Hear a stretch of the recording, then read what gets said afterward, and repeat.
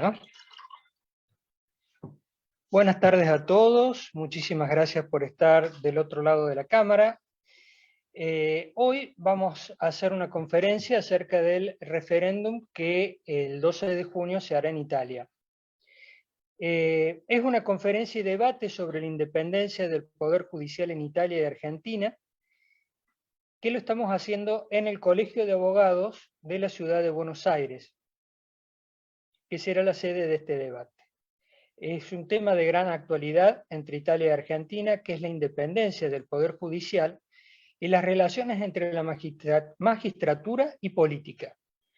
Los disertantes son el doctor Daniel Sapsay, actualmente profesor titular y director de la carrera de posgrado de Derecho Constitucional de la Universidad de Buenos Aires, el doctor César Mayer, abogado, integrante de la Red de Entidades para una Justicia Independiente en la Argentina, y Eduardo Fracanzani, doctor en en Ciencias Políticas, italiano, autor del libro Los orígenes del conflicto sobre política y magistratura en Italia.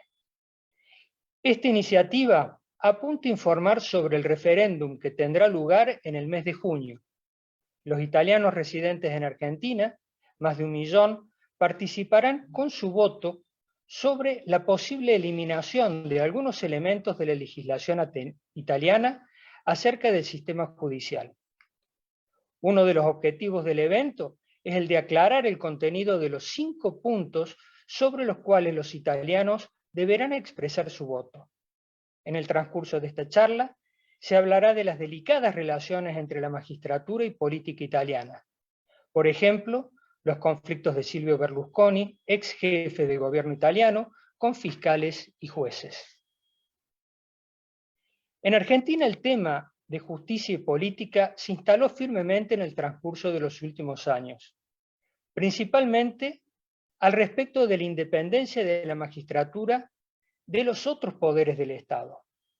Recientemente, uno de los elementos más debatidos ha sido la composición del Consejo Superior de la Magistratura y las diferentes opiniones al respecto de los partidos políticos.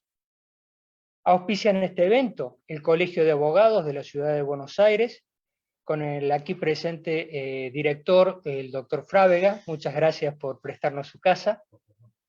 La Red de Entidades por una Justicia Independiente en la Argentina, la Cámara de Comercio Italiana de Córdoba, la Universidad Católica de Córdoba y Professionisti Italiani Córdoba. Eduardo, te cedo la palabra. Buenísimo, bueno, muchas gracias Sergio y nuevamente muchas gracias al Colegio de Abogados de la Ciudad de Buenos Aires, doctor Frávega, para permitirnos de tener esta conferencia, este debate hoy. Y muchísimas gracias, por supuesto, al doctor Sapsay y al doctor Mayer que aceptaron de participar y debatir con nosotros los temas de la independencia de la magistratura en Italia y en Argentina. Se trata de un tema que creo, por un lado, de interés general, es interés de todos los ciudadanos, si bien no siempre se trata de un tema que puede estar en los primeros lugares en la lista de prioridades del ciudadano que está ocupado con varias cosas y su cotidianidad, pero sin duda todos los ciudadanos tienen interés a tener una justicia que funcione, y la independencia de la justicia sabemos es una de las condiciones para que eso pueda suceder. Y después un interés específico hoy en día que se da por el referéndum que se tiene en Italia el día 12 de junio y que propone a los ciudadanos italianos de expresar su voto respecto de la eliminación de 5 normas que tienen que ver con la gestión del Poder Judicial. Así que la idea es, como se trata en muchos casos de temas bastante técnicos y sobre los cuales no todos tienen una preparación, un conocimiento muy profundo, de obviamente no sugerir cómo votar, y cada uno decide por su cuenta en base a su conocimiento y sus opiniones, sin embargo, sí dar una panorámica de lo que son los contenidos para que puedan tomar su decisión. Entonces, vamos a dar una mirada antes de todo a los 5 puntos sobre los cuales se van a expresar los ciudadanos italianos. Recuerdo antes de eso que mientras que en Italia se vota únicamente el día 12 de junio, acá en Argentina el voto es por correo, entonces todos los ciudadanos italianos residentes en Argentina o en los otros países del exterior van a recibir un sobre con la tarjeta electoral donde pueden votar y después enviarla por correo a su consulado de residencia. Bien, los temas, no, antes de pasar a los temas, recuerdo simplemente el mecanismo, que es un mecanismo previsto por la Constitución italiana. En su artículo 75 permite a los ciudadanos expresarse a favor o en contra de la abrogación de determinada ley. Ahí el procedimiento requiere juntar 500.000 firmas de ciudadanos para enviar el referéndum o en alternativa la presentación por parte de 5 legislaturas regionales.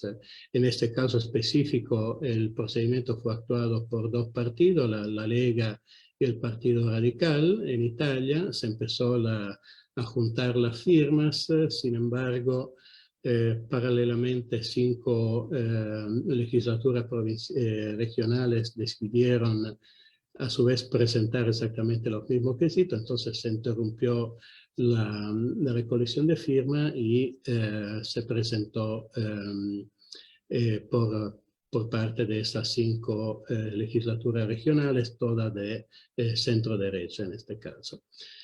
Así que estamos ahora con los temas sobre los cuales los ciudadanos van a expresarse.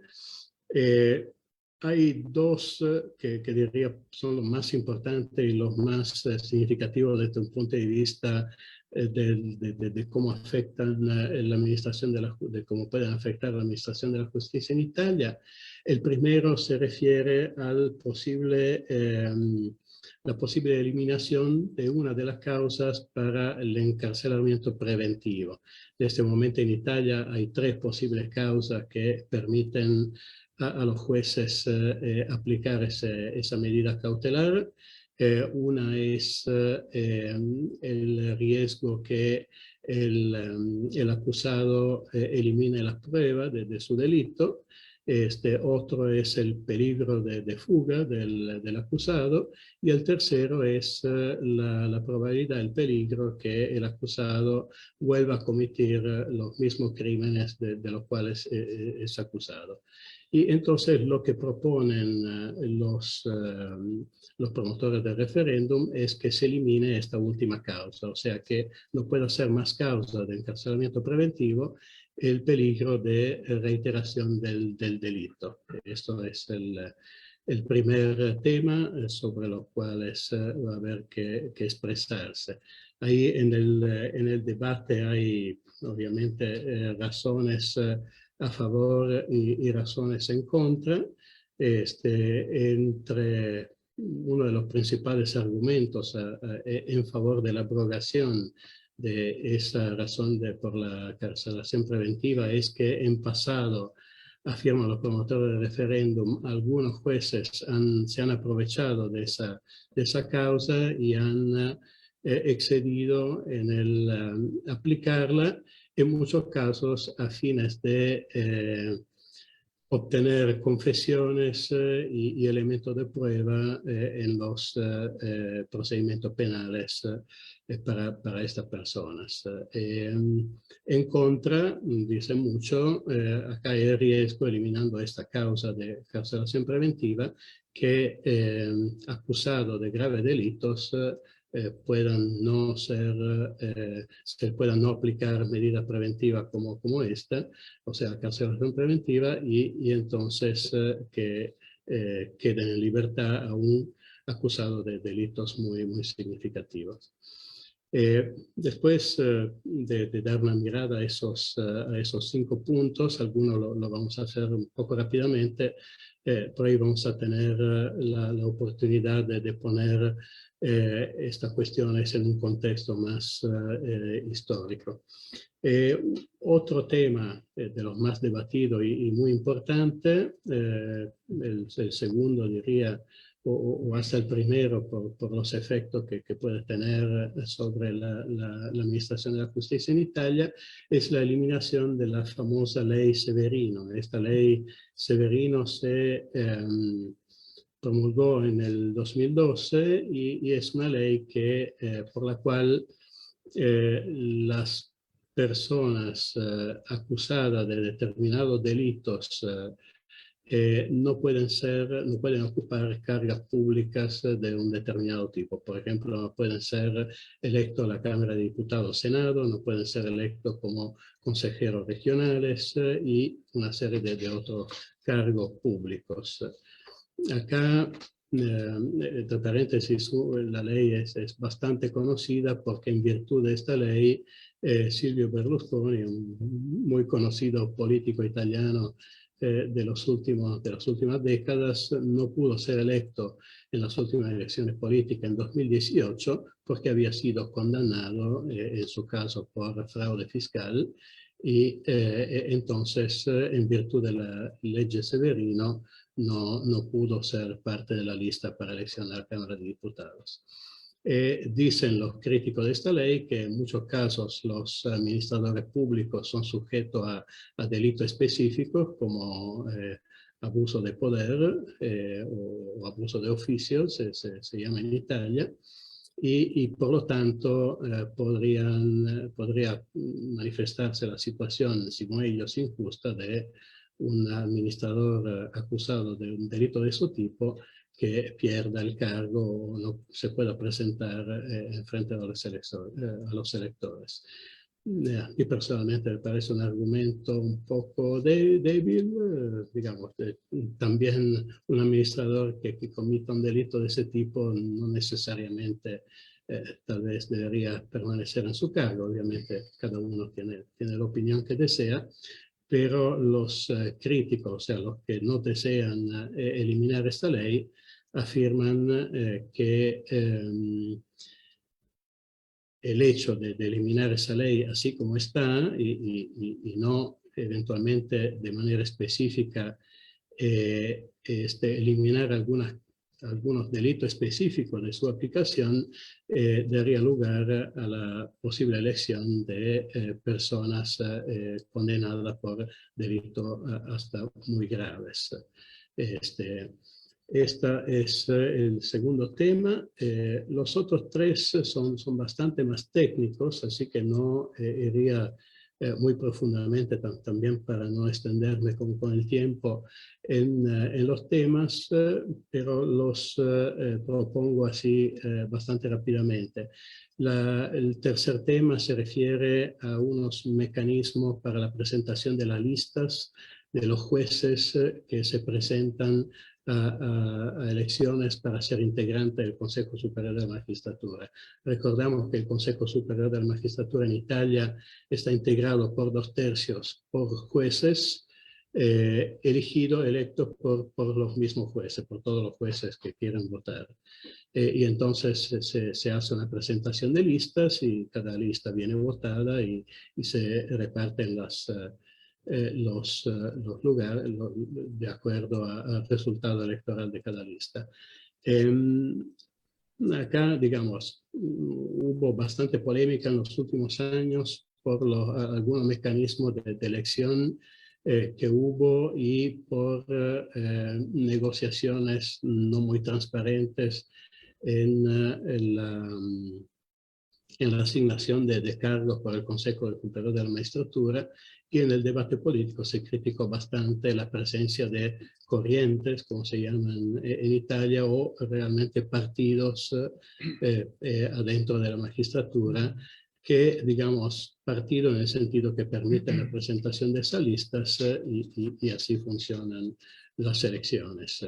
El hecho específico que se propone eliminar difícilmente eliminaría de por sí esas corrientes o partidos, pero bueno, el hecho específico es eliminar la necesidad que se junten una cierta cantidad de firmas en apoyo a una lista específica que se presenta en las elecciones. Otro tema que se propone es ampliar la cantidad de personas que pueden expresar opiniones sobre la evaluación del desempeño de los magistrados. En este momento eso se hace por medio de unos consejos judiciales locales, a los cuales participan principalmente magistrados.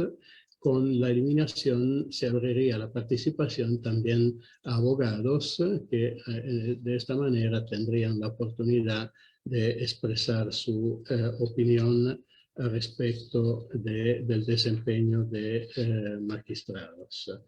El último punto tiene que ver con la separación de la carrera de los magistrados. En este momento hay la posibilidad por parte de los magistrados de pasar de la magistratura acusatoria o los fiscales, para entendernos, a la magistratura que juzga, o sea, los jueces en los procedimientos judiciales, y votar que sí eliminaría varias de las posibilidades y la limitaría a un cambio de carrera en el transcurso de la carrera del magistrado mismo. Entonces, estos son los 5 temas que se proponen. Puedo decir, en Italia se va a votar el día 12 de junio y acá en Argentina o en general en el exterior va a llegar con bastante anticipación la tarjeta electoral. Ahí se puede llenar eligiendo de eliminar o no cada una de las 5 normas y se envía por correo de vuelta al consulado, que después lo envía a Italia para que se pueda contar en el referéndum conjuntamente con los votos expresados en Italia. Una última cosa antes de cerrar esta parte es que el referéndum es válido si votan la mitad más 1 de los que tienen derecho al voto. Si no votan la mitad más 1, el referéndum no tiene validez y por lo tanto no se procede a la eliminación de las normas independientemente de cuántos votos a favor o en contra hayan recibido. Espero haber sido claro. Los mecanismos a veces no son clarísimos, pero bueno, después vamos a tener algunas preguntas y creo la posibilidad de por ahí poner un poco más en perspectiva esos puntos y aclarar eventuales elementos que no son clarísimos. Gracias. Muchas gracias, doctor Fracanzani. Ahora es el turno del doctor Sabzai. Muchísimas gracias por la invitación. Me parece un ejercicio fascinante. Siempre me gustó mucho el derecho comparativo y este es un gran trabajo precisamente sobre legislaciones, prácticas, sistemas de 2 países que si bien tienen una enorme afinidad porque nuestro origen cultural, la influencia de Italia es inmensa, no por casualidad. Ahora mismo yo no sabía que había 1 millón de italianos en Argentina. Esa suma habla por sí sola. La cantidad de figuras de expresidentes sería ocioso, perdería mucho tiempo si nombrara solo algunos. Pone de manifiesto lo que digo, independientemente de nuestro ascendente español, yo creo que Italia ha ejercido una influencia similar en todo sentido. Me encantó la exposición del doctor Fracanzani, me pareció impecable en su estructura y en la claridad con que nos volcó el sentido del precisamente la consulta popular, que creo que es algo que también caracteriza a la democracia italiana como otras europeas, y que es una práctica que la toman, que la ejercitan, porque en muchos países queda casi como nominal, pero no se practica.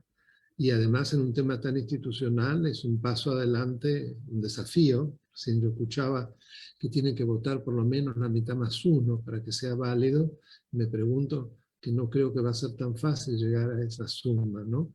Para un tema tan técnico, tan específico, tan terriblemente institucional al mismo tiempo. Ojalá se pueda. Por mi parte, yo voy a comenzar explicando un poco cuáles son las características de nuestro Poder Judicial, para luego comparar las diferencias precisamente de lo que es un servicio de justicia de un poder propiamente dicho de justicia, que es la diferencia muy grande entre los sistemas de origen monárquico de Europa y en cambio los sistemas absolutamente influenciados en la organización judicial por el constitucionalismo de la Constitución de Filadelfia de los Estados Unidos de 1787. Después también me parece interesante ver cuáles son las diferencias en la composición y parte del funcionamiento del Consejo Italiano, Concilio, ¿no? Y de nuestro Consejo de la Magistratura, porque también ahí hay diferencias muy grandes y que marcan funcionamientos diferentes. Para por último sacar alguna conclusión, pero voy a tratar de ser lo más escueto posible.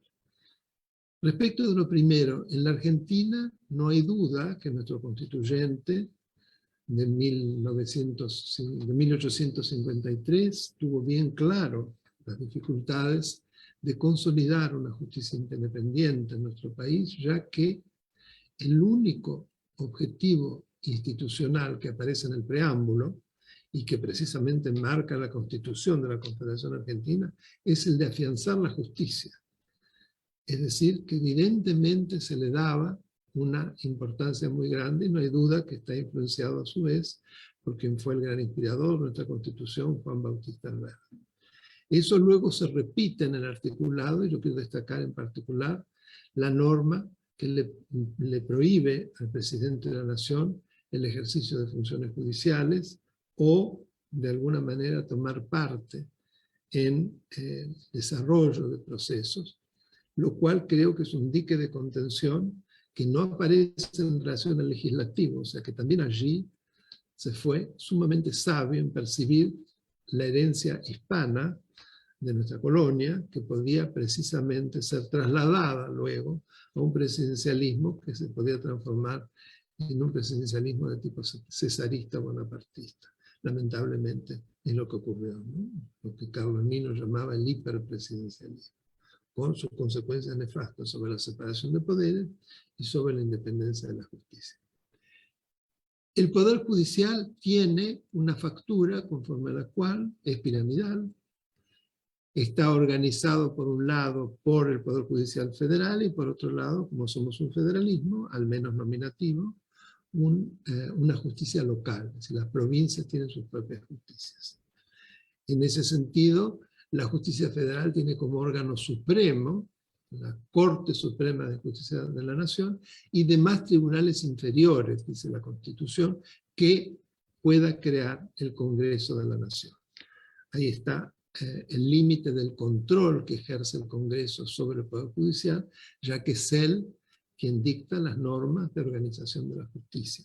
Y además es el que dicta las normas de procedimiento. Los códigos procesales también los dicta el Congreso, que es otro dique de contención importante.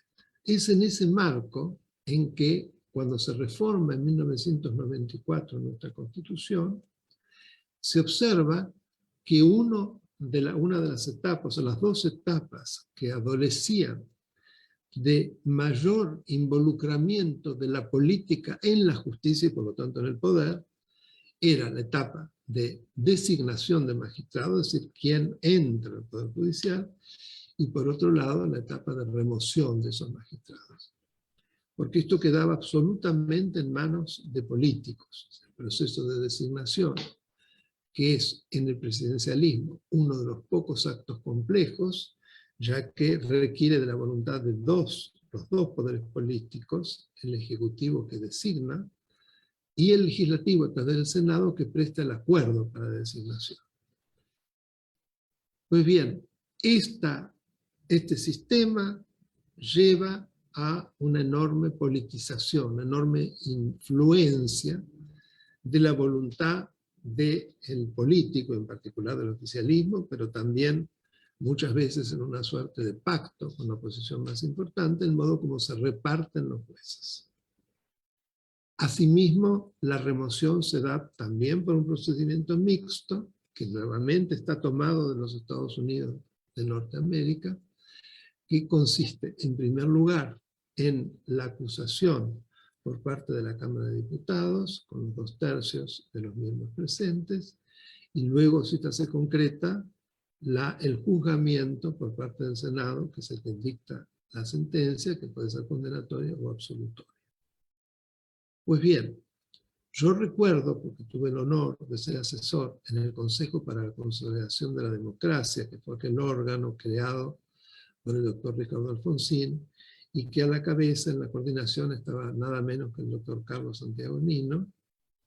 En esa oportunidad se estudió muchísimo sobre la incorporación o no en nuestro sistema de un Consejo de la Magistratura. Allí, quien llevó la voz cantante, con su experiencia como ex gran profesor en Estados Unidos, fue Genaro Carrión. Dicho sea de paso, el primer presidente de la Corte Suprema de la Democracia, tuvo problemas de salud y dejó a los 2 años, pero tomó un rol muy importante en el Consejo. Pues bien, se lo desestimó. ¿Por qué se lo desestimó? Porque se partió del siguiente análisis. En los países parlamentarios europeos, la justicia no es un poder, es un servicio de justicia. Y el Consejo de la Magistratura prestó un enorme servicio. ¿Por qué? Porque fue desgajando las funciones del rey o del presidente parlamentario en manos de este órgano que poco a poco va tomando prácticamente todo y efectivamente despolitiza y despartidiza con el tiempo. Lo logra. Creo que en ese sentido son sumamente paradigmáticos el italiano, que ya venía desde la Constitución inspirada por De Gasperi en 1946 y que está en la Constitución, el alemán, por supuesto, y el francés, Consejo Constitucional, que no es exactamente lo mismo, pero que se ha transformado realmente en un organismo que es sumamente, digamos, ejemplar.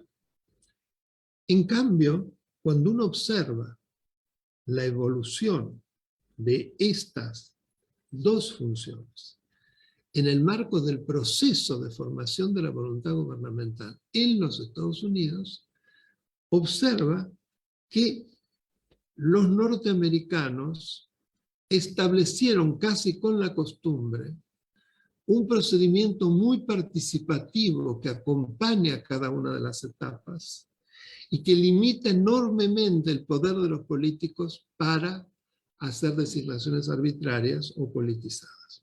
¿A qué me refiero? Hoy, y desde hace mucho tiempo, los presidentes cuando nombran, no sacan un nombre al tuntún, sino que hay una práctica conforme a la cual tanto las academias como los colegios de profesionales, ONGs, facultades de derecho, etc., elevan a la presidencia listas de profesores o de grandes juristas, y nunca un presidente hoy tomaría el riesgo de tomar a alguien que no aparece en alguna de esas listas. Entonces ya ahí hay una limitación, si se quiere. Pero lo importante es lo que viene después. El pliego, que es precisamente el documento en el cual se hace el nombramiento y todos los antecedentes de la persona que acompañan ese nombramiento, es público. Recordemos que hasta la reforma del 94 acá era todo secreto eso. Fíjense las tradiciones constitucionales diferentes. Habiendo tenido el modelo estadounidense, nosotros operamos en la puesta en marcha de este proceso de manera opuesta a lo de nuestro modelo. Aquello llevó a la transparencia, a la publicidad, a realmente la explicitación de cada etapa. Acá todo lo contrario, secreto. Se manejaba además, las sesiones del Senado, de la Comisión, eran secretas. Inclusive hasta se prohibía la entrada de los periodistas. Estoy hablando de hace poco, estoy hablando de épocas medievales, aunque parece medieval, ¿cierto? Eso evidentemente dio resultados muy distintos. En Estados Unidos, recordemos, por ejemplo, cuando llega al Senado, ya en la Comisión de Acuerdos, antes de ir al recinto, se hacen una serie de audiencias públicas, con inclusive cross-examination para quienes se anotan, Y luego también esto se reproduce con un coloquio con el candidato, que ha llevado a situaciones, porque no olvidemos que además en Estados Unidos esta práctica se fue extendiendo para designaciones de todos los funcionarios que acompañan al presidente. Fíjense qué curioso. En Estados Unidos, la unipersonalidad del Ejecutivo es vista hasta tal punto que no hay ministros. Son secretarios asistentes. Sin embargo, vieron que eso era peligroso y adicionaron por enmiendas la necesidad del acuerdo del Senado para todos y también para los presidentes de las agencias gubernamentales, agencies, que son realmente lugares de enorme poder. Estamos hablando del FBI, etcétera, etcétera. Entonces, ¿qué ocurre? Es interesante ver, por ejemplo, algún caso. Yo recuerdo el caso de cuando se lo nombra a Borg como ministro de Defensa, se lo propone en el gobierno de George W. Bush, es el primer Bush padre, y ya tenía fama de que tomaba mucho. Y la presión que se ejerce en la sesión hace de que finalmente un día aparece alcoholizado. Y eso implicó que no pudo ser, más allá de sus laureles, de sus diplomas, no pudo ser ministro de Defensa. Y me acuerdo yendo al otro lado, cuando Clinton, estamos hablando de presidentes muy poderosos, fíjense la capacidad de control. Cuando Clinton es presidente, quiere designar a una secretaria creo que era de salud, o no me acuerdo de qué, no importa, pero se la denuncia porque tenía a su empleada doméstica en negro. Y bueno, esto se demuestra en audiencia pública y no pudo asumir. Es decir, es un procedimiento sumamente eficaz. Entonces lo que se concluía en los dictámenes del Consejo para Consideración es de que por qué crear un monstruo que no tiene nada que ver con nuestra tradición y que es muy caro. En cambio, esto que es un organismo que no cuesta nada, ¿por qué no ponemos en marcha tal vez una buena reglamentación, que ahí se la proponía cómo hacerlo? Y después eventualmente se creará si no sirve. Pero bueno, no, evidentemente, claro, se creó un Consejo de Magistratura que llevó a una distorsión muy grande. ¿Por qué? Porque la primera gran distorsión y diferencia con Italia es que los políticos están adentro del Consejo de Magistratura. A pesar de que en su composición son 4 estamentos, y se habla de que tienen que guardar el equilibrio, y se habla de la representación de los designados por el sufragio popular. La representación no ellos mismos, si de ellos tendrían que designar a juristas. Y yo digo fundamentalmente la Cámara de Diputados, porque el Senado ya participa cuando da el acuerdo. ¿Para qué de nuevo antes? No, son ellos mismos que se meten adentro. Y en una proporción altísima, ya en la primera ley, que es la que se restableció, es más del 40%, pero claro, con la segunda, la 26.080, que fue inspirada absolutamente en el pensamiento de Cristina Kirchner, que a la sazón era la presidenta de la Comisión de Asuntos Constitucionales del Senado, la desproporción es obscena. Por eso lo que la Corte dice en su excelente fallo, absolutamente inspirado o impulsado por una acción de este colegio, que es una acción de certeza por inconstitucionalidad, donde precisamente lo que se pone de manifiesto es que la composición queda absolutamente distorsionada. Y en lo que la Corte dice, trato de apurarme porque creo que me estoy pasando los tiempos, ¿no? No, está bien, doctor, Sí, por favor. Adelante, adelante. Lo que pasa es que es un tema que da para mucho y me inspiró muchísimo todo lo que dijo Recanzani, ¿no? Y vi lo interesante del comparatismo. No se hace suficientemente en la Argentina, lamentablemente. Bueno, pero esto es otra cosa. Lo que la Corte dice en su excelente fallo de diciembre es que no tiene que ser aritmética, pero tampoco tiene que haber un hegemonismo predominante. Es decir, ¿qué quiere decir esto? Que un solo estamento pueda tomar decisiones fundamentales, como es nada menos lo que hace la designación y el inicio de una remoción, sin necesidad de que los otros estamentos participen, porque entonces no hay duda que el equilibrio se rompe. Y esto es lo que, afortunadamente, después de muchos años, esa también es otra historia, hoy se está en marcha hacia el restablecimiento. y que la sentencia se está cumpliendo, que también es un enorme triunfo para una Argentina donde lamentablemente las sentencias de la Corte Suprema no necesariamente se cumplen. Yo recuerdo que este tema lo hablé con distintas figuras en su momento, con Sandra Day O'Connor cuando vino acá de la Corte Suprema de Estados Unidos, con una presidenta de Canadá, con Badinter, el presidente del Consejo Constitucional francés. Les planteé, ¿qué pasa cuando no se cumple un fallo de ustedes? Marcaron un compás de espera y en los tres, evidentemente tres de los más prestigiosos órganos superiores de la justicia de Occidente, es que no pasa nunca. Yo no me lo voy a olvidar nunca. Y qué vergüenza, porque casi pasa. Hay un célebre caso, que es precisamente el Procurador General de Santa Cruz, Eduardo Sosa, que yo tuve el honor de patrocinar. Logramos 4 fallos para que se lo repusieran y nunca se cumplieron. E inclusive hubo un levantamiento de la autoridad política, en ese caso el gobernador Kirchner, y para no cumplirlo, citó, fue el último acto público de Kirchner. Yo lo quiero recordar, porque como se lo magnifica como un héroe de la democracia, no lo fue para nada. Y en ese acto habló de un golpe de Estado de la Corte Suprema sobre una autonomía de una provincia. Entonces era normal que se removiera a un procurador general que por la constitución local tenía inamovilidad igual que los miembros del Superior Tribunal. ¿Por qué? A través de una argucia que era la siguiente, yo de argucia, una brutalidad. Se dividió por ley, inspirada en el pensamiento de Cristina Kirchner, en ese momento legisladora de la legislatura santacruceña. O sea, a este personaje lo tenemos planeando desde hace muchos años, destruyendo nuestras instituciones, en donde se estableció que se dividía la Procuración General en Fiscalía General y Defensoría General. Entonces, al suceder eso, ya no existía más la Procuración General, quedaba eliminada.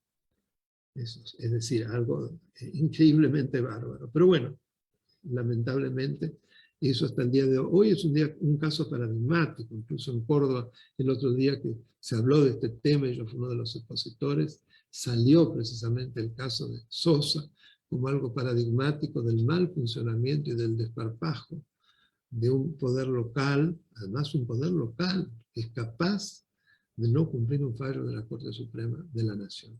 Además, es muy importante tener en cuenta que lo que la reforma del 94 no modificó es el carácter supremo de la Corte Suprema. Por lo tanto, al ser suprema, el Consejo de la Magistratura es un órgano auxiliar de la Corte Suprema. Por eso es otro motivo por el cual necesariamente el presidente de la Corte Suprema tiene también que presidir el Consejo de la Magistratura. Sino además es sumamente disfuncional el funcionamiento, pero es disfuncional porque además es un Consejo de la Magistratura que tiene también la administración del Poder Judicial, lo que implica la administración de los recursos, nuevamente una innovación que no existe en ningún otro Consejo de la Magistratura del mundo. Yo lo que quiero destacar para terminar, porque estoy cumpliendo con los 20 minutos que nos hemos propuesto, y además Eduardo fue absolutamente cumplidor, es que lo que quiero considerar como algo muy destacable es que en la Argentina pareciera, además por presión de la sociedad que manifestó de alguna manera su voto hace muy poco, las sentencias de la Corte Suprema se tienen que cumplir, y esta se está cumpliendo. Muchas gracias.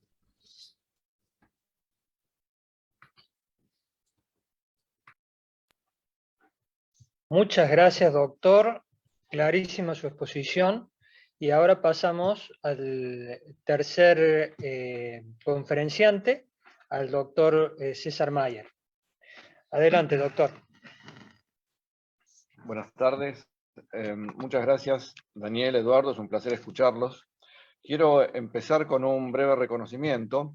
El tema del Consejo de la Magistratura en Argentina se ha instalado como un tema central a partir, obviamente, del fallo de la Corte Suprema, pero por sobre todas las cosas, porque en el año 2006 el Colegio de Abogados de la Ciudad de Buenos Aires impugnó la constitucionalidad de la Ley 26.080 e impulsó el proceso hasta llegar a la Corte Suprema. En 2014 se produjo el fallo de primera instancia y ese primer fallo rechazó la demanda, con fundamento en un precedente del caso Moner Sanz sobre amparo. En el 2015, y este es mi segundo reconocimiento, la Sala 2 de la Cámara de Apelaciones en lo Contencioso Administrativo Federal dejó sin efecto el pronunciamiento de primera instancia e hizo lugar a la impugnación de inconstitucionalidad. Y quiero destacar entonces el rol que cumplieron los doctores José Luis López Castiñeira y Luis María Márquez, que fueron quienes votaron precisamente esa resolución. En 2017, 2 años después, fueron concedidos los recursos extraordinarios. En ese momento eran parte en el juicio y recurrieron a la Corte Suprema, la Cámara de Diputados, la Cámara de Senadores, el Ministerio de Justicia y el Fiscal General ante la Cámara. En el año 2018 recayó dictamen del Procurador General, doctor Eduardo Casal, que fue contrario a la impugnación de inconstitucionalidad. Y finalmente, previo al dictado de la sentencia, en el año 2021, regia la red de entidades por la justicia independiente en Argentina, que integro y que también integra el doctor Daniel Sapsay, presentó un amicus curiae en la causa y también lo hicieron otras organizaciones de la sociedad civil. Finalmente, en diciembre de ese año 2021, se dictó la sentencia de la Corte, que desde la concesión de los recursos extraordinarios hasta la sentencia de la Corte transcurrieron solamente 3 años, lo cual me parece que para este tema era un tiempo casi récord. Esta fue la segunda vez que la Corte invalidó una iniciativa del oficialismo para modificar el Consejo de la Magistratura. Y como veremos, esto no es tolerado por el poder político. Vaya entonces nuestro reconocimiento al Colegio de Abogados de la Ciudad de Buenos Aires por ese importantísimo logro para la vida institucional de Argentina. Voy entonces al tema que me toca, que es jueces y fiscales en las causas por corrupción. Creo que actualmente se da un escenario bifronte en el que, por un lado, hay jueces y fiscales que son denostados y perseguidos porque de buena fe llevan adelante causas por corrupción, investigaciones contra funcionarios o exfuncionarios. Pero por otro lado, existe al mismo tiempo una cantidad de magistrados y funcionarios que, totalmente consustanciados con el populismo reinante, hacen todo lo posible para obstaculizar las investigaciones y la sanción de los delitos de corrupción. La particularidad que existe en Argentina es que, increíblemente, esta persecución a jueces y fiscales se lleva adelante desde los más altos cargos del gobierno nacional. Y nosotros, los ciudadanos, hemos naturalizado este estado de situación. Esto es un fenómeno muy particular que creo que no se verifica en otros países. En 2013, el oficialismo generó el proyecto de democratización de la justicia, asumiendo que el Poder Judicial sería algo así como un enclave antidemocrático. Aquella iniciativa fue justificada en el, comillas, cada vez más evidente divorcio entre la sociedad y la justicia. Discurso en cadena nacional de Cristina Fernández de Kirchner del 13 de diciembre del 2012. La discusión principal recaía en la forma de elección del Consejo de la Magistratura. La entonces presidenta, no es de extrañar, calificó al Consejo de la Magistratura en el año 2013 como un organismo de dirección y conducción política. Discurso del 8 de abril del 2013. En 2013 también fue dictada la ley 26855, que modificó la ley entonces vigente del Consejo de la Magistratura y que determinó que los consejeros sean elegidos en elecciones populares conjuntamente con las elecciones nacionales de legisladores. La Corte Suprema declaró inconstitucional varios artículos de esa iniciativa vía per saltum. En el fallo Rizzo Jorge sobre amparo, el entonces juez Zaffaroni, que integraba la Corte Suprema, fue el único que votó en disidencia. A partir de entonces, el gobierno desató una campaña que califica a jueces y fiscales que realizan investigaciones contra el poder político como arietes del poder económico concentrado. Sostienen que ahora los golpes de Estado son golpes blandos, que los dan los jueces y fiscales porque sus sentencias desacreditan a los líderes populares. Que los jueces violan el principio de la división de poderes, porque quieren terciar en la política y afectar las decisiones que toman los gobiernos en materias no judiciables. En esta campaña de degradación mediática, los jueces y fiscales ya no son el Poder Judicial, han sido redenominados como el Partido Judicial. El Partido Judicial, según el gobierno, está conformado por aquellos jueces y fiscales que se animan a llevar adelante las investigaciones contra el poder. Y son acusados de actuar de manera facciosa, no independiente, de querer perpetrar un avasallamiento contra los otros poderes. La crítica, en resumen, es: a los jueces nadie los eligió. Las investigaciones y las sentencias contra altos funcionarios o sus cómplices no serían entonces de esta forma actos de justicia, sino expresiones de jueces opositores que obedecen al poder económico. Al cumplirse un mes de la muerte del fiscal Nisman, se realizó la marcha del 18F, que marcó, según la entonces presidenta de la Nación, el, comillas, bautismo de fuego del Partido Judicial. Dijo la mandataria sobre esta marcha: fue decididamente una marcha opositora, convocada por fiscales y apoyada por jueces y todo el arco político opositor. En síntesis, una marcha de varios integrantes del Poder Judicial contra otro poder de la Constitución, el Ejecutivo. El 18F no es el homenaje a un fiscal, ni siquiera un reclamo insólito de justicia, dijo la mandataria, sino el bautismo de fuego del Partido Judicial. Discurso del 21 de febrero del 2015. Y el 25 de agosto de 2016, desde su cuenta de Twitter, Cristina Fernández denunció una asociación ilícita entre el Partido Judicial y el periodismo de guerra.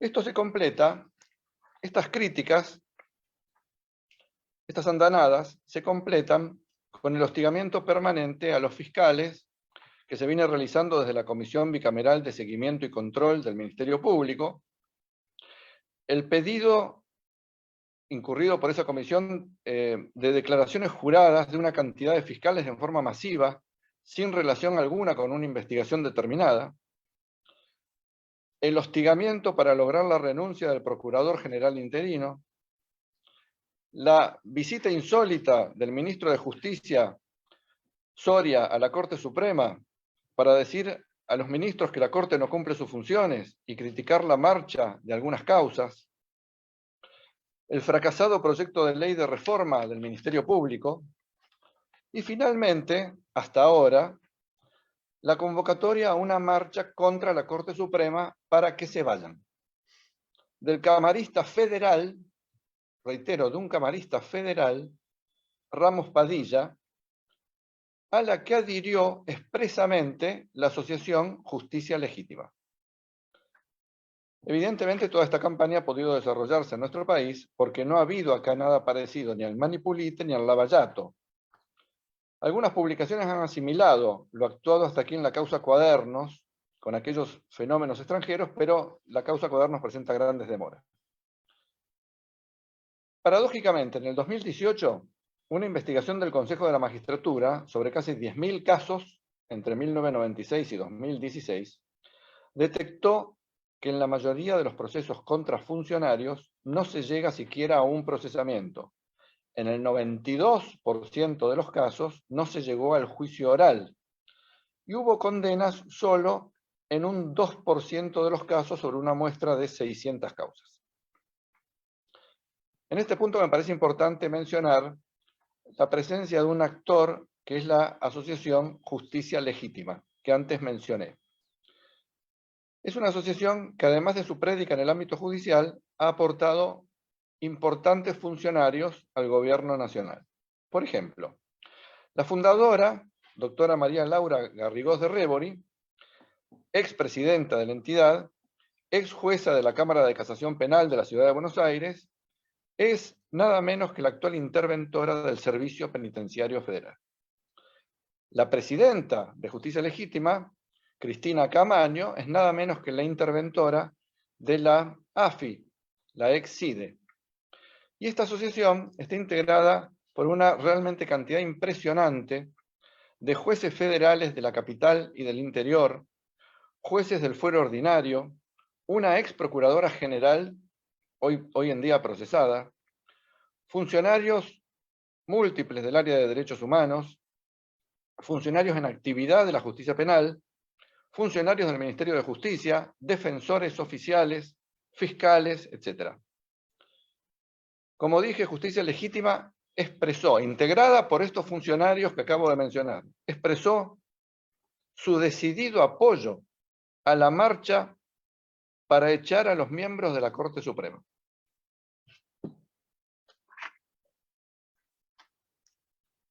En diciembre de 2021, Justicia Legítima organizó una conferencia que se llamó Lawfare y Administración de Justicia.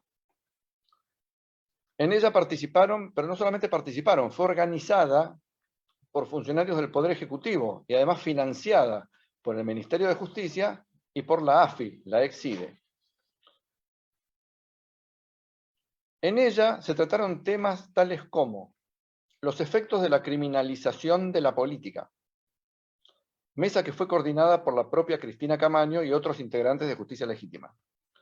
También persecución judicial, garantías penales y opinión pública. Un análisis, así se llama el tema de la mesa de debate, un análisis sobre las causas judiciales contra Cristina Fernández de Kirchner durante el periodo 2015-2019. Reitero, esto respecto de causas en trámite actualmente, organizado por un ministro y una interventora del Poder Ejecutivo que dependen directamente del presidente de la Nación.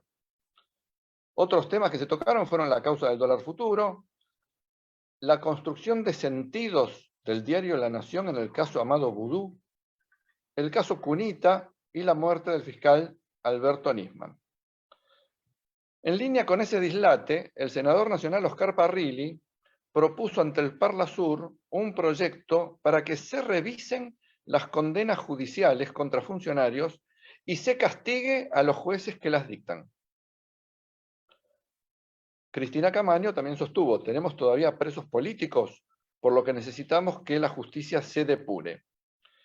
En conclusión, cualquier acusación contra la expresidenta y demás funcionarios es lawfare, una rémora de los golpes militares, un delito de los jueces, un mecanismo de dominación imperial, un golpe de Estado blando. De manera que a la pregunta, ¿cómo la llevan los jueces y fiscales en Argentina, dedicados a investigar los delitos de corrupción? Yo diría que hay una parte de ellos que sufren el ataque desembosado del poder político y otra parte de ellos que están empeñados en lograr la impunidad a toda costa.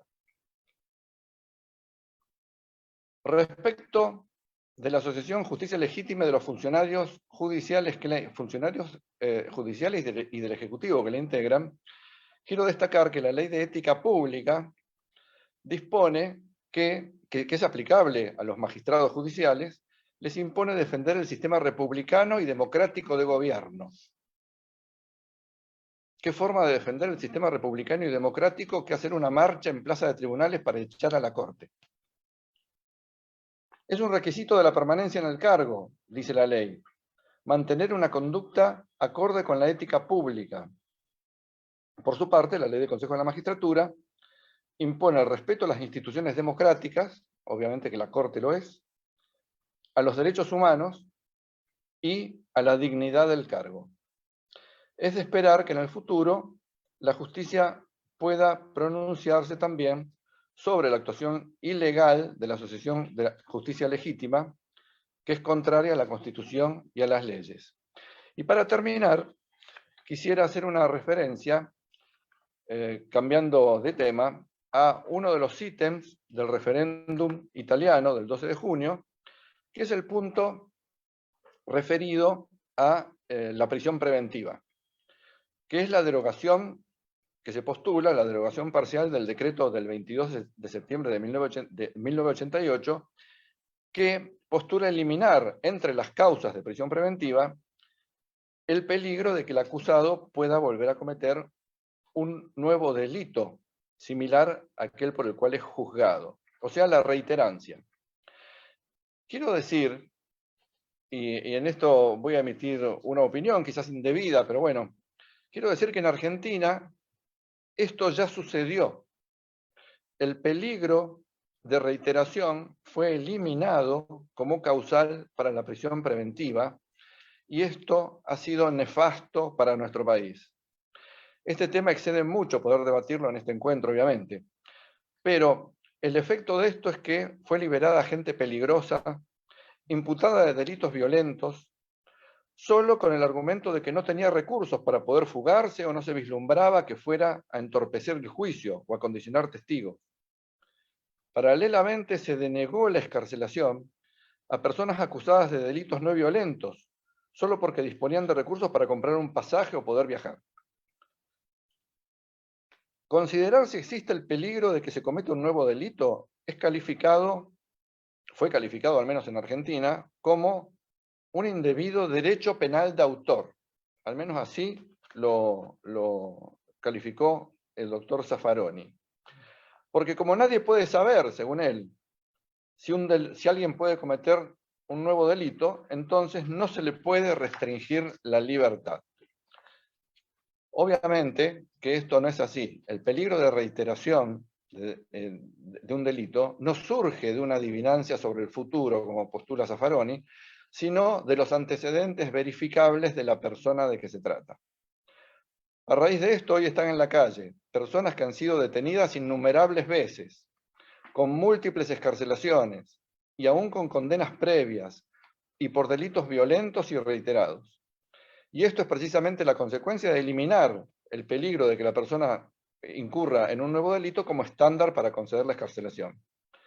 En Argentina las fianzas han desaparecido. En países como Estados Unidos y el Reino Unido, el otorgamiento de excarcelaciones se funda casi exclusivamente en el régimen de fianzas. Por ejemplo, en países como el Reino Unido y los Estados Unidos, el peligro de reiteración existe obviamente como causal para la prisión preventiva. En el Reino Unido existe el Bail Act de 1976 y en el caso del US Code, el artículo 3142. En ambos casos, en ambos países, se tiene en cuenta la historia y características de la persona, la condición física y mental, sus lazos de familia, los recursos económicos, su historia criminal, los antecedentes de comparecencia ante la Corte, si ya ha obtenido una excarcelación anterior, y el eventual, y esto es muy importante, el eventual peligro, dice las leyes, para cualquier persona de la comunidad derivado de su liberación. En Argentina, nada de esto se tiene en cuenta. Ni siquiera se valora que en determinados delitos, como por ejemplo los de violencia sexual, la reiteración se da en la mayoría de los casos. Solo se valora si el imputado puede llegar a fugarse o condicionar a testigos. Esto ha sido el resultado de la derogación de aquel estándar jurídico. En Argentina, la prisión preventiva ha sido reducida exclusivamente, en la práctica, a aquellos casos que provocan algún grado de conmoción social. Y ni tan siquiera a estos. Se han aumentado las instancias procesales y también los motivos para abreviar las condenas en la etapa de ejecución.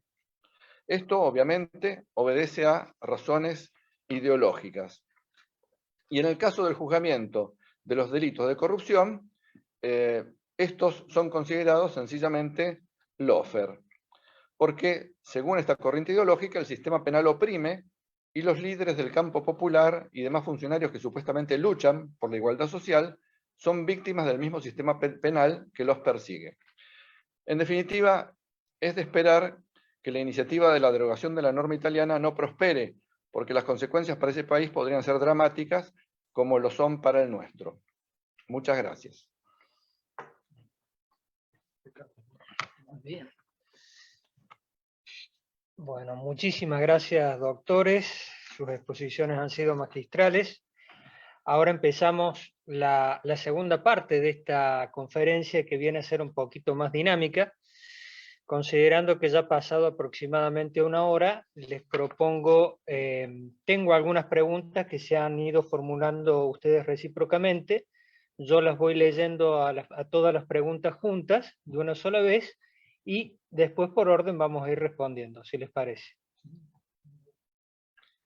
Bueno, entonces, preguntas sugeridas para el doctor Sabzai.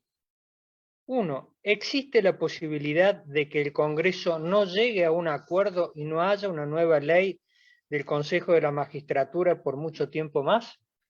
Primera pregunta. Segunda pregunta.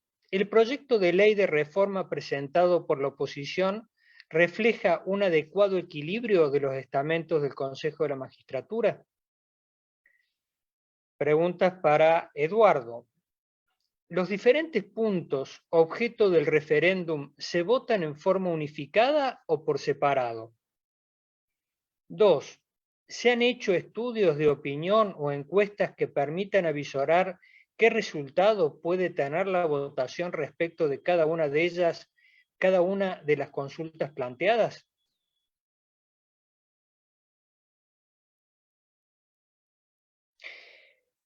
Preguntas del doctor Sapsay al doctor Fracanciani.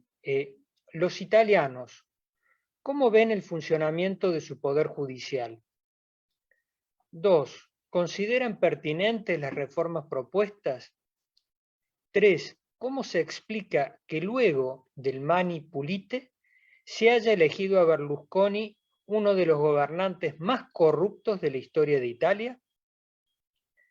Preguntas para el doctor Mayer. ¿Cómo ve la puesta en marcha del nuevo sistema fiscal? ¿Cómo influye el Consejo de la Magistratura en el funcionamiento de la justicia penal? Y ahora, por último, las preguntas del doctor Fracanciani. En Italia, en el debate sobre la independencia del Poder Judicial, se hace la distinción entre independencia externa, o sea, respecto a otros poderes del Estado, e interna, o sea, de un juez individual respecto de la jerarquía judicial. ¿También esto sucede en Argentina? Segunda pregunta. ¿La actual composición del Consejo de la Magistratura, luego del fallo de la Corte Suprema, puede garantizar la efectiva independencia de la magistratura? En Italia, el Consejo de la Magistratura está integrado por 2/3 de jueces, electos todos por todos los jueces, y por 1/3 por docentes y abogados elegidos por el Congreso, más 3 integrantes de derecho, 2 magistrados y el jefe de Estado. 3. Uno de los puntos del referéndum italiano está orientado a dar la posibilidad a los abogados de participar en la evaluación de los jueces. ¿Les parece oportuno? 4. En la opinión de algún observador, históricamente en la Argentina, la gestión de procedimientos penales que involucran personal político tuvo la tendencia a mudar de acuerdo con los resultados electorales. Si ello es cierto, ¿cómo se puede revertir tal tendencia? Esas son todas las preguntas. No sé a quién le gustaría comenzar. Confieso que me olvidé la primera. No sé si tal vez no es mejor recordarla. Si... Vamos entonces por la primera. Esta parte es mucho más dinámica, así que, bueno, por supuesto, las intervenciones vienen desde la inspiración de cada uno, ¿no es cierto? Preguntas para vos, Eduardo. Vamos para las tuyas. El doctor César Mayer. Los diferentes puntos objeto del referéndum se votan en forma unificada o por separado. Sí, se votan por separado, o sea, para ser muy claro, es posible votar a favor de la cancelación de una norma y no para la cancelación de otra. Eso es posible. Perfecto. Segunda pregunta. ¿Se han hecho estudios de opinión o encuestas que permitan avisorar qué resultado puede tener la votación respecto de cada una de las consultas planteadas? Sí,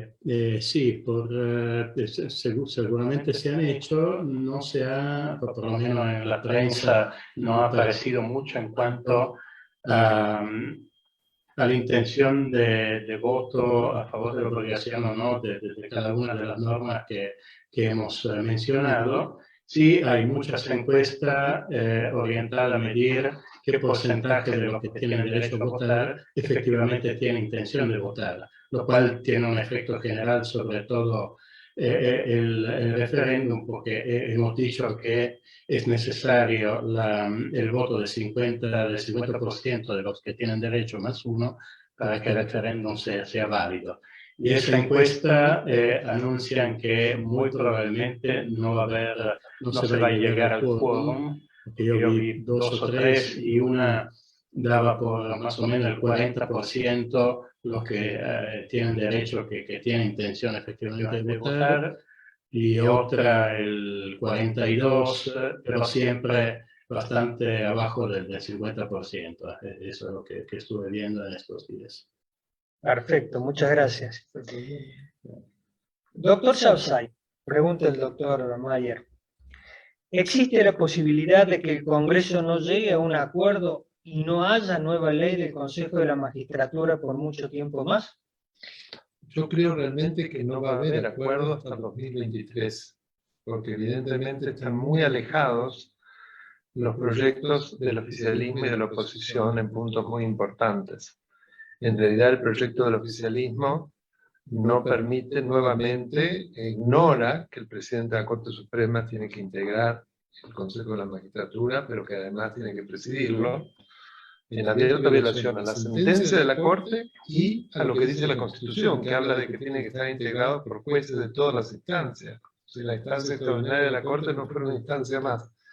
Entonces, yo no veo posibilidad, sinceramente, como el doctor Mayer hizo una enumeración de varios otros temas vinculados con la justicia, inclusive durante la gestión anterior, donde el oficialismo actual tenía más diputados que ahora. Era minoría, pero una minoría más importante, y sin embargo no lograron pasar esos proyectos. Con lo cual acá tampoco hay la posibilidad. Yo creo que hasta el año que viene, es decir, después, con el nuevo gobierno, no veo nueva ley del Consejo de la Magistratura. Buenísimo. Segunda pregunta, doctor. ¿El proyecto de ley de reforma presentado por la oposición refleja un adecuado equilibrio de los estamentos del Consejo de la Magistratura? Bueno, debo decir que evidentemente es mejor el del oficialismo, porque bueno, repara el tema de la presidencia en manos del presidente del Consejo de la Corte Suprema. Tiene un porcentaje un poco menor del sector político, pero de todas maneras es de más o menos el 40%, o sea, de todas maneras es muy alto. O sea que hay muchos aspectos que a mí no me gustan. Para mí el bueno es precisamente nuevamente un proyecto que presentó esta entidad, del Colegio de Abogados de la Ciudad de Buenos Aires. ¿Por qué? Fundamentalmente porque en la compo, además de otros aspectos, porque no me quiero extender tanto, pero en la composición, lo que se ha tratado es de disminuir al máximo los representantes políticos. Entonces, hay representantes de diputados, no del Senado, porque el Senado ya actúa cuando presta el acuerdo, y tampoco está el representante del Poder Ejecutivo. Y además me parece muy equilibrado en toda su redacción. Es más, en un artículo que yo escribí, que publicó La Nación, yo claramente lo proponía como que fuera tratado por las cámaras y que ese fuera el proyecto, que realmente inspirase a otro o fuera tomado tal cual. O sea, que a mí que me gusta es ese, por estos motivos. Muchas gracias, doctor. Bueno, ahora voy a reformular preguntas suyas al doctor Fracanzani. Los italianos, ¿cómo ven el funcionamiento de su poder judicial? Bien, no es una pregunta simple, tengo que decir, necesitaría bastante tiempo y más conocimiento para responder de manera adecuada, pero 2 o 3 cosas. Por lo pronto creo que una de las preocupaciones más grandes de los italianos en general son los tiempos de la justicia, que en Italia son demasiado largos en comparación con muchos otros países, tanto en el campo penal como en el campo civil. Eso seguramente es algo, es un problema desde hace mucho tiempo que todavía no se logró resolver.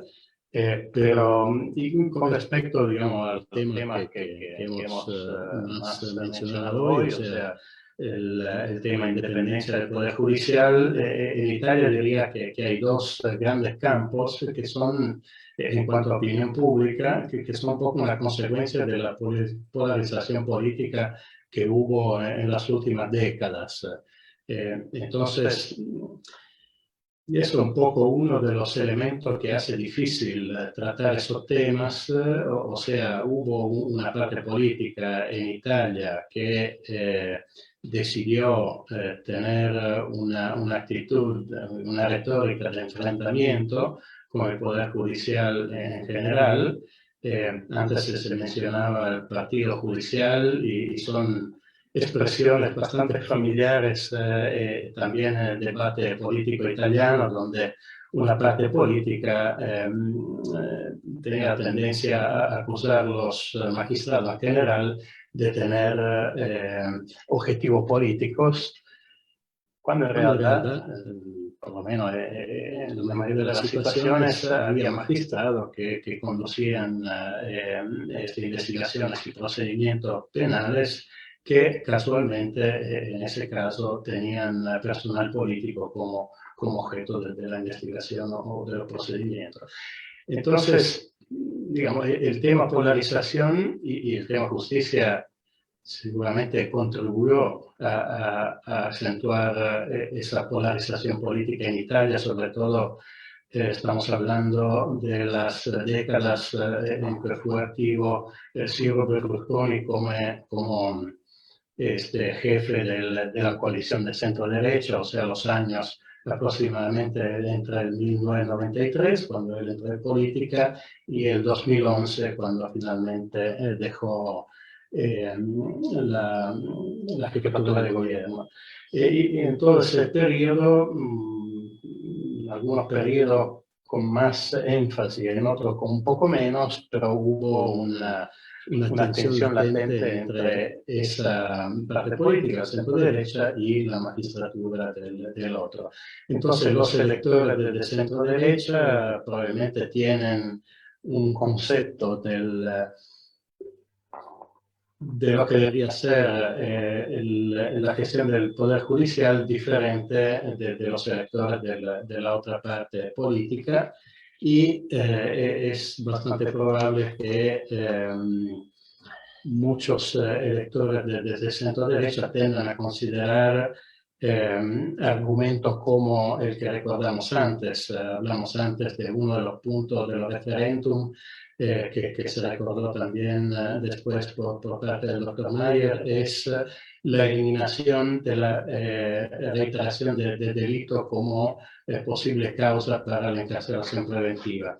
Bueno, ahí decíamos, uno de los argumentos de los que propone el referéndum es que en pasado muchos magistrados utilizaron esa causa para abusar de la medida cautelar y meter en prisión efectivamente personal político acusado de delitos, en algunos casos delitos también muy graves. El tema es si el abuso fue efectivamente hecho o no. En mi humilde opinión no fue hecho. Hay muchos mecanismos legales en Italia para eliminar o sanar casos de abuso por parte de jueces. Hay realmente varios, podríamos hablar de horas de eso. Así que muy difícilmente se han presentado casos de ese tipo.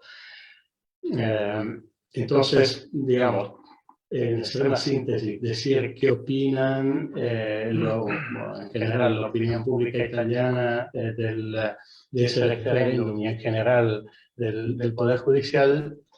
La opinión es muy polarizada y depende de la colocación política en las dos grandes áreas que se pueden identificar en el sistema político italiano. Gracias, Eduardo. Bueno, tengo otras dos preguntas, pero creo que ya está más o menos contestada con la primera. Yo la formulo y si queda algo para completar. ¿Consideran pertinentes las reformas propuestas? 3. ¿Cómo se explica que luego de Mani Pulite se haya elegido a Berlusconi como uno de los gobernantes más corruptos de la historia italiana? Bueno, tal vez a respecto de esta última pregunta, si me tienen un poco de paciencia, digo dos palabras muy rápidas para no sacar demasiado tiempo, pero creo que puede ser interesante una respuesta ahí. Y efectivamente Mani Pulite, bueno, recordamos para todos, fue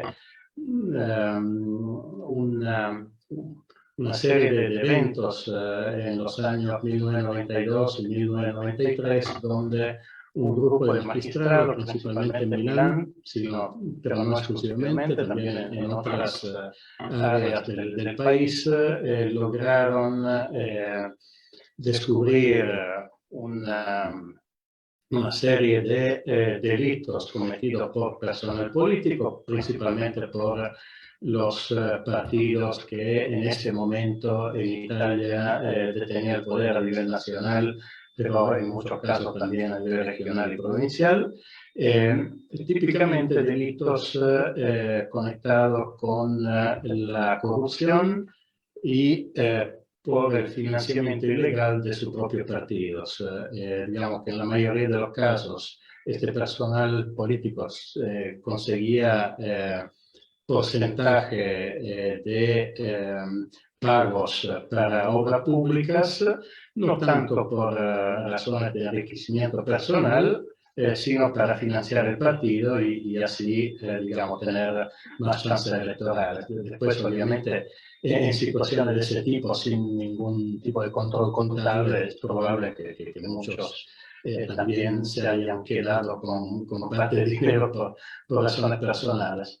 Pero digamos, eso fue una serie de investigaciones muy amplia que mostró el carácter sistémico de la corrupción en ese momento en Italia y en buena medida contribuyó a eliminar enteros partidos del mapa del sistema político. En esa fase, Silvio Berlusconi ya tenía todos sus medios desde hacía tiempo, prácticamente controlaba la mitad de la televisión en Italia, o sea, todos los canales privados prácticamente, y también algunos periódicos y revistas y medios de varios tipos. En la fase 92-93, cuando las investigaciones tomaron vuelo, la opinión pública era completamente en favor de los magistrados y se esperaba, digamos, un cambio en la representación política también como evolución de cómo se me había manifestado la gestión del dinero público. Y los medios de Berlusconi estaban completamente a favor de esa ola de opinión pública, subrayaban la eficacia de las investigaciones de los magistrados y fueron uno de los elementos que ayudaron a él también a presentarse a la opinión pública en las elecciones del 1994 como una persona nueva que llegaba con sus credenciales de excelente administrador privado, que había efectivamente creado un imperio económico desde la nada. Bueno, ahí después hay mucho que se puede decir, pero independientemente se presentó de esta manera y como el nuevo político que acaba con todo esa mala administración y puede empezar una nueva fase. De hecho, ganó las elecciones, llegó a ser jefe de gobierno luego de las elecciones del 94. El tema es que a fin de año, ya a fines del 94, empezaron a surgir también por parte de los magistrados de Milán hipótesis de delito que indicaban a él como posible responsable. Y las hipótesis fueron muchas.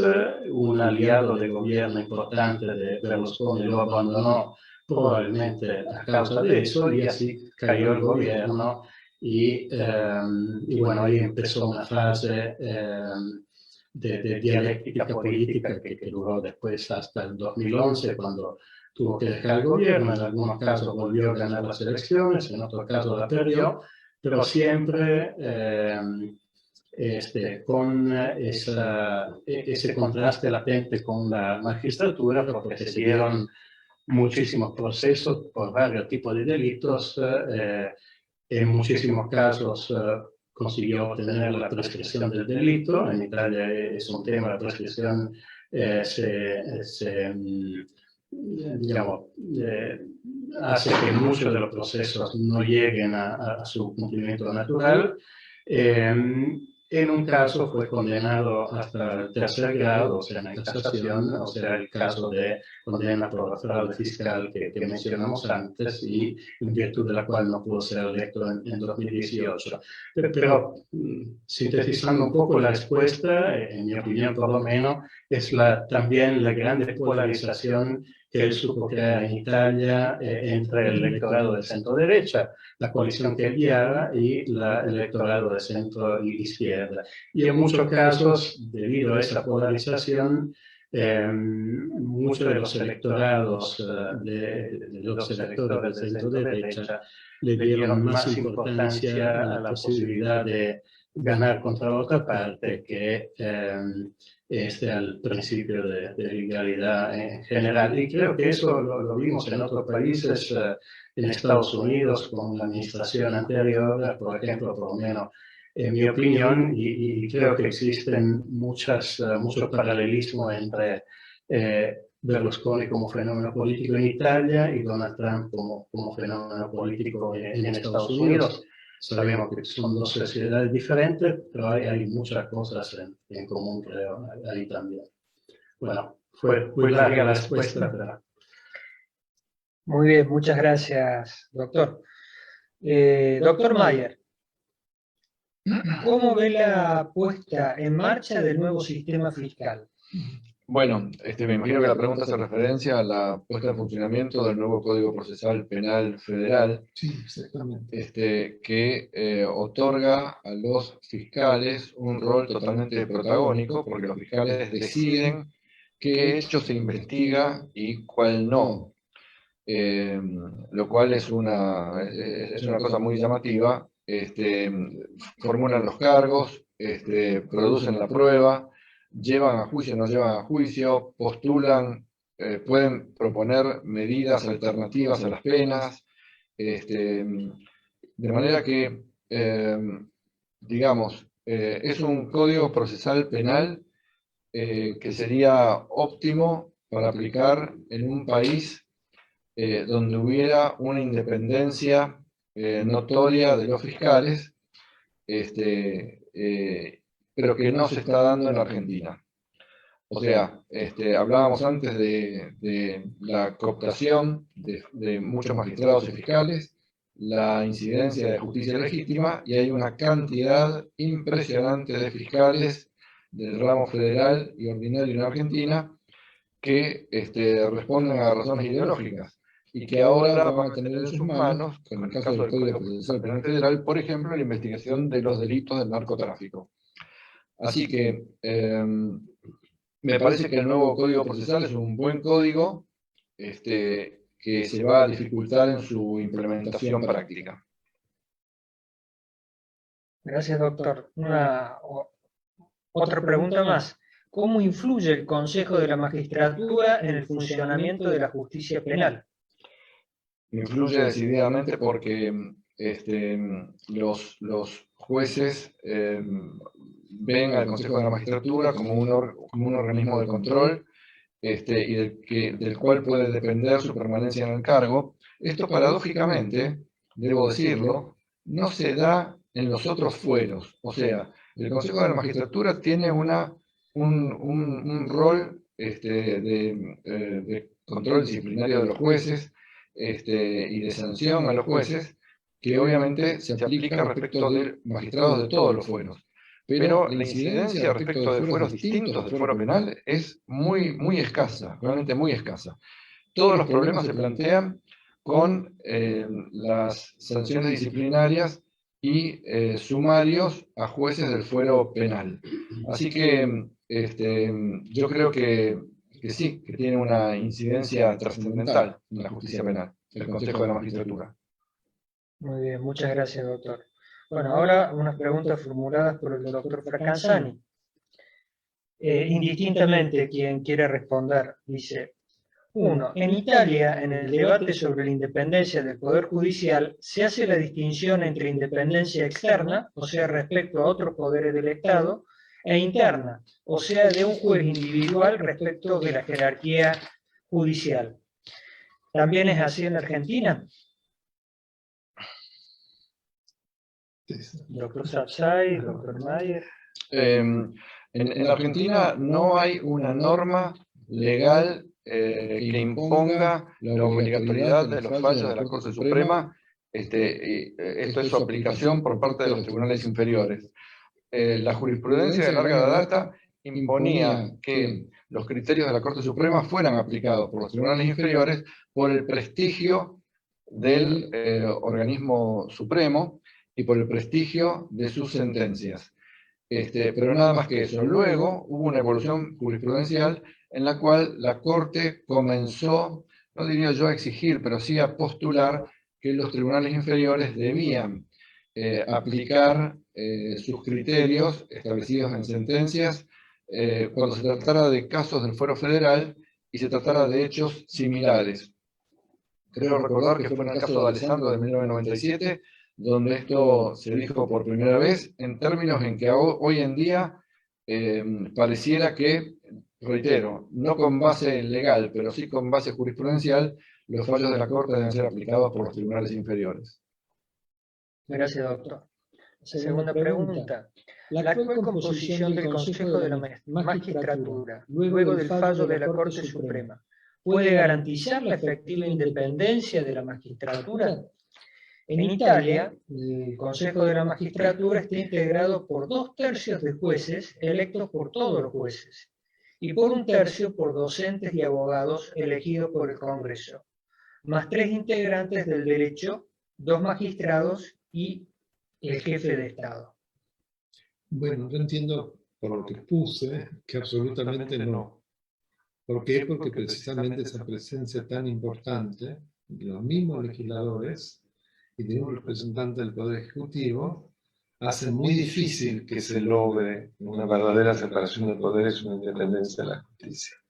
Hasta que eso no se termine, o por lo menos se lo lleve a su más mínima expresión, como aparece en el proyecto del Colegio de Abogados de la Ciudad, yo lo veo realmente tremendamente inconveniente. Vemos la diferencia con el Consejo de Magistratura de Italia, que me parece muchísimo más equilibrado, muchísimo más lógico. Inclusive la presencia de docentes me parece muy bueno también. Así que eso es lo que pienso. Gracias, doctor. Otra pregunta. Uno de los puntos del referéndum italiano está orientado a dar la posibilidad a los abogados de participar en la evaluación de los jueces. ¿Les parece oportuno? Sí, sí, me parece oportuno.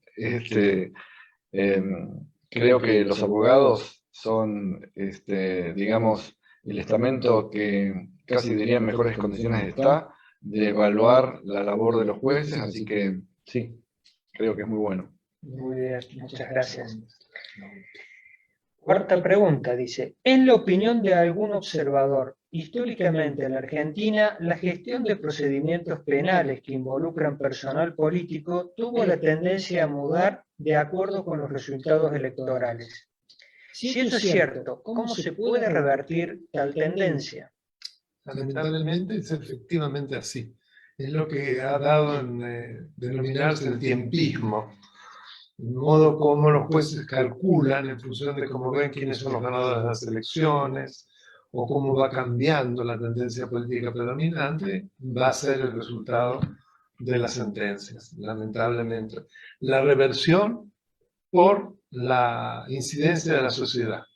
Creo que también en gran medida muchos de los fallos que hoy aparecen no es solamente por el tiempismo, sino que es lo que la sociedad está esperando y está observando en una proporción muy alta cómo están reaccionando los jueces, especialmente en los casos de corrupción y sobre todo para luchar contra la impunidad, porque el problema en la Argentina es la conjunción entre corrupción e impunidad.